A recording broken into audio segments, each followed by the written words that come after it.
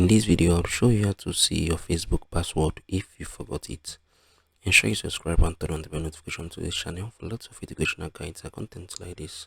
Now, this works both on PC and on smartphones, so ensure you watch through all I'm going to show you right now. Head over to your Facebook account. This is a Facebook account right now. Click on your account. Click on the settings and privacy. Click on the settings, right? So you're going to wait for it to load up.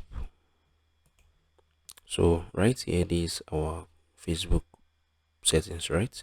You're going to click on this personal details under this account center, right? Click on this personal details. So once you have clicked the personal details, this is going to appear, right? The profile, connected experiences, password and security, all this, right? So you're going to click on this password and security. So right here, you can see the save the logins, right? You can see the save the logins. So if you have saved your logins before on Facebook, right, you're going to click on the saved logins, and once you click on it, you're going to see the saved logins of your Facebook account. Like, you're going to see the password of your Facebook account if you forgot it. If you found this video helpful, share your thoughts below in the comment section. Thank you guys for watching through.